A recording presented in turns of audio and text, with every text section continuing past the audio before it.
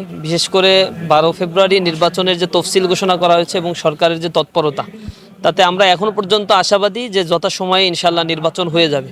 তবে বারবার যে কথাটা বলা হচ্ছে, লেভেল প্লেয়িং ফিল্ড তৈরি করার জন্য যে পরিস্থিতি প্রশাসনের পক্ষ থেকে করার কথা ছিল, সেক্ষেত্রে এখনো পর্যন্ত আমরা দুর্বলতা দেখছি। আওয়ামী ফ্যাসিবাদের দোসররা এখনও স্বপদে বহাল আছে এবং এই ক্ষেত্রে গভর্নমেন্টকে আমাদের পক্ষ থেকে, ইসলামী ছাত্র শিবিরের পক্ষ থেকে অসংখ্যবার দৃষ্টি আকর্ষণ দেওয়ার পরেও গভর্নমেন্ট এখানে কোনো ধরনের পদক্ষেপ গ্রহণ করে নাই। বারবার যে কথাটা বলা হচ্ছে, লেভেল প্লেয়িং ফিল্ড তৈরি করার জন্য যে পরিস্থিতি প্রশাসনের পক্ষ থেকে করার কথা ছিল, সেক্ষেত্রে এখনো পর্যন্ত আমরা দুর্বলতা দেখছি। অবস্থা আমরা যতটুকু দেখছি, বিশেষ করে 12 ফেব্রুয়ারি নির্বাচনের যে তফসিল ঘোষণা করা হয়েছে এবং সরকারের যে তৎপরতা, তাতে আমরা এখনো পর্যন্ত আশাবাদী যে যথাসময়ে ইনশাল্লাহ নির্বাচন হয়ে যাবে। তবে বারবার যে কথাটা বলা হচ্ছে, লেভেল প্লেয়িং ফিল্ড তৈরি করার জন্য যে পরিস্থিতি প্রশাসনের পক্ষ থেকে করার কথা ছিল, সেক্ষেত্রে এখনো পর্যন্ত আমরা দুর্বলতা দেখছি। আপনারা দেখেছেন ধারাবাহিক সিরিজ কিছু হত্যাকাণ্ডের ঘটনা ঘটেছে। শরীফ ওসমান হাদি থেকে শুরু করে বিভিন্ন জায়গায় হত্যাকাণ্ডের ঘটনাগুলো ঘটছে, কিন্তু তার কোনো প্রতিকার নাই। এবং আইন শৃঙ্খলা রক্ষাকারী বাহিনী, গোয়েন্দা বাহিনী বা ডিবি, সিআইডি বা এইসব গোয়েন্দা ইন্টেলিজেন্সগুলো যেখানে কাজ করছে, তাদের তৎপরতাও একেবারেই দুর্বল অবস্থায়। আবার একটা বড় দলের আন্তঃকোন্দলে ইতিমধ্যেই প্রায় 200-র অধিক মানুষ তারা হত্যা করেছে, তারও বিচার করা হয়নি। তাদেরকে আবার গ্রেপ্তার করা হলে মব ক্রিয়েট করে আসামিদেরকে সারিয়ে নিয়ে যাওয়া হচ্ছে। নানা ধরনের অপকর্মগুলো দেখছি। আর জুলাই পরবর্তী আমরা যেভাবে বাংলাদেশকে চিন্তা করেছিলাম, চাঁদাবাজ মুক্ত, টেন্ডারবাজি মুক্ত একটি বাংলাদেশ গঠন করা হবে, কিন্তু কোনো জায়গায় কোনো ধরনের ইমপ্রুভ আমরা লক্ষ্য করছি না। আমরা আশাবাদী ছিলাম, কিন্তু সেই জায়গায় বর্তমান ইন্টারিম গভর্নমেন্টের শক্ত অবস্থান না থাকার কারণে ধীরে ধীরে এই অপকর্মগুলো বেড়ে চলছে। সেক্ষেত্রে আমাদের মধ্যে সংশয় সৃষ্টি হয়েছে, সন্ত্রাসীদেরকে ছেড়ে দেওয়া হচ্ছে এবং অস্ত্রের চোরাচালান এগুলো গ্র্যাজুয়ালি বৃদ্ধি পাচ্ছে। সব মিলে মানুষের মনে একটা সংশয় সৃষ্টি হয়েছে, নির্বাচনের জন্য লেভেল প্লেইং ফিল্ড আছে কিনা। আমরাও সংশয় প্রকাশ করেছি। আমরা আশা করি সরকার এই ব্যাপারে পদক্ষেপ নেবে। এখানে বড় একটা প্রবলেম হয়েছে যে আইন শৃঙ্খলা রক্ষায় যারা নিয়োজিত রয়েছে, এখানে আওয়ামী ফ্যাসিবাদের দোসররা এখনও স্বপদে বহাল আছে এবং এই ক্ষেত্রে গভর্নমেন্টকে আমাদের পক্ষ থেকে, ইসলামী ছাত্র শিবিরের পক্ষ থেকে অসংখ্যবার দৃষ্টি আকর্ষণ দেওয়ার পরেও গভর্নমেন্ট এখানে কোনো ধরনের পদক্ষেপ গ্রহণ করে নাই। ইভেন অবস্থা আমরা যতটুকু দেখছি, বিশেষ করে 12 ফেব্রুয়ারি নির্বাচনের যে তফসিল ঘোষণা করা হয়েছে এবং সরকারের যে তৎপরতা, তাতে আমরা এখনো পর্যন্ত আশাবাদী যে যথাসময়ে ইনশাল্লাহ নির্বাচন হয়ে যাবে। তবে বারবার যে কথাটা বলা হচ্ছে, লেভেল প্লেয়িং ফিল্ড তৈরি করার জন্য যে পরিস্থিতি প্রশাসনের পক্ষ থেকে করার কথা ছিল, সেক্ষেত্রে এখনো পর্যন্ত আমরা দুর্বলতা দেখছি। আপনারা দেখেছেন ধারাবাহিক সিরিজ কিছু হত্যাকাণ্ডের ঘটনা ঘটেছে। শরীফ ওসমান হাদি থেকে শুরু করে বিভিন্ন জায়গায় হত্যাকাণ্ডের ঘটনাগুলো ঘটছে, কিন্তু তার কোনো প্রতিকার নাই। এবং আইন শৃঙ্খলা রক্ষাকারী বাহিনী, গোয়েন্দা বাহিনী বা ডিবি, সিআইডি বা এইসব গোয়েন্দা ইন্টেলিজেন্সগুলো যেখানে কাজ করছে, তাদের তৎপরতাও একেবারেই দুর্বল অবস্থায়। আবার একটা বড় দলের আন্তঃকোন্দলে ইতিমধ্যেই প্রায় 200-র অধিক মানুষ তারা হত্যা করেছে, তারও বিচার করা হয়নি। তাদেরকে আবার গ্রেপ্তার করা হলে মব ক্রিয়েট করে আসামিদেরকে সারিয়ে নিয়ে যাওয়া হচ্ছে। নানা ধরনের অপকর্মগুলো দেখছি।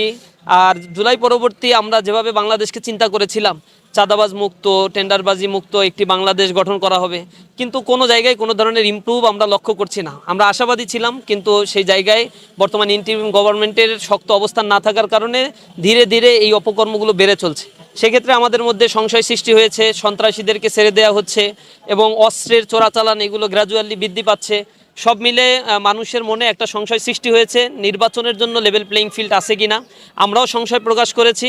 আমরা আশা করি সরকার এই ব্যাপারে পদক্ষেপ নেবে। এখানে বড় একটা প্রবলেম হয়েছে যে আইন শৃঙ্খলা রক্ষায় যারা নিয়োজিত রয়েছে, এখানে আওয়ামী ফ্যাসিবাদের দোসররা এখনও স্বপদে বহাল আছে এবং এই ক্ষেত্রে গভর্নমেন্টকে আমাদের পক্ষ থেকে, ইসলামী ছাত্র শিবিরের পক্ষ থেকে অসংখ্যবার দৃষ্টি আকর্ষণ দেওয়ার পরেও গভর্নমেন্ট এখানে কোনো ধরনের পদক্ষেপ গ্রহণ করে নাই। ইভেন সচিবালয়ে যে সকল সচিবরা বসা রয়েছে, জয়েন্ট সেক্রেটারি যারা রয়েছে, উপসচিব রয়েছে, এরা একটা বড় অংশ রয়েছে আওয়ামী দোসর, আওয়ামী দুর্বৃত্তপনার সাথে যারা জড়িত ছিল, তাদেরকেও স্বপদে বহাল রাখা হয়েছে এবং এদের মাধ্যমেই তারা সামনের একটি নির্বাচন পরিচালনা করতে যাচ্ছে। রুট লেভেলে এই প্রশাসনে কোনো ধরনের রদবদল হয় নাই। সুতরাং আওয়ামী আমলে যারা নিয়োগপ্রাপ্ত হয়েছিল, তারাই এখন আবার নির্বাচন করছে। সুতরাং যে ধরনের অরাজকতা সৃষ্টি হচ্ছে, সরকারের কিছুটা ক্ষেত্রে সদিচ্ছা থাকলেও রুট লেভেল প্রশাসন সেই ক্ষেত্রে রেসপন্স করছে না। এজন্য তাদের যেভাবে বদলি করা দরকার ছিল এবং নতুন রিক্রুটমেন্ট প্রশাসনে করার দরকার ছিল, একটি বিপ্লবী সরকার হিসেবে ইন্টারিম গভর্নমেন্ট তা করার দরকার ছিল, সেটা তারা সম্পূর্ণরূপে ব্যর্থ হয়েছে। এটার তো দায় দায়িত্ব সরকারকে নিতেই হবে এবং সামনে সামনে জনগণ যাতে নির্ভয়ে ভোট কেন্দ্রে যেতে পারে, ভোট দিতে পারে, এই ব্যাপারে সর্বোচ্চ নিরাপত্তা নিশ্চিত সরকারকে করতে হবে। জামাত ইসলামের পক্ষ থেকে, অন্য অন্য স্টেকদের পক্ষ থেকে বারবার বলা হচ্ছে প্রতিটি ভোট কেন্দ্রে সিসিটিভি ক্যামেরা দিতে হবে। সেখানে আমরা দেখেছি নির্বাচন কমিশনের পদক্ষেপ এখনও পর্যন্ত আশাব্যঞ্জক নয়। আমরা প্রশাসনের ব্যাপারে বলেছিলাম যে প্রশাসন যেন নিউট্রাল ভূমিকা পালন করে, এক পক্ষের দিকে ঝুঁকে না যায়। আমরা সেদিকে দেখতে পাচ্ছি যে এক পক্ষের দিকে ঝুঁকে গিয়ে নির্বাচনকে প্রশ্নবিদ্ধ করার জন্য উঠে পড়ে লাগছে।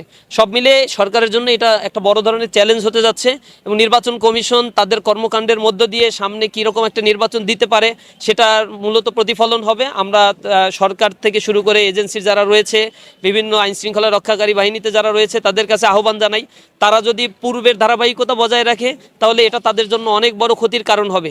কিছুদিন আগেই জুলাই বিপ্লব হয়েছে, যার রক্তের দাগ এখনো শুকায়নি। এই বিপ্লবের উপর দাঁড়িয়ে যদি কেউ আবার প্রতারণা করতে চায়, এর দায়িত্ব সম্পূর্ণ তাদের নিতে হবে। আমরা বলে রাখছি, জনরোষ থেকে কিন্তু তারা মুক্তি পাবে না। তারা যদি জনগণের প্রতি দায়বদ্ধতার জায়গা থেকে সুষ্ঠু নিরপেক্ষ একটি নির্বাচন করতে পারে, জাতি তাদেরকে মনে রাখবে। দেশের জনগণ সেই প্রতীক্ষায় প্রহর গুনছে। আমরা আশা করি 12ই ফেব্রুয়ারি নির্বাচন হবে যথাসময়ে এবং সেই নির্বাচন সকলের অংশগ্রহণের মধ্য দিয়ে একটি সুষ্ঠু, অবাধ, নিরপেক্ষ একটি নির্বাচন সরকার করতে পারবে। আমরা এখনো পর্যন্ত আশাবাদী। এভাবে ক্যাম্পাসগুলোতে আমাদের স্বাভাবিক কার্যক্রম তো 15 বছর করতে দেয়নি, যার ফলে এই তরুণ প্রজন্ম ইসলামী ছাত্র শিবির কী করে সেই জিনিসটা তারা জানতো না।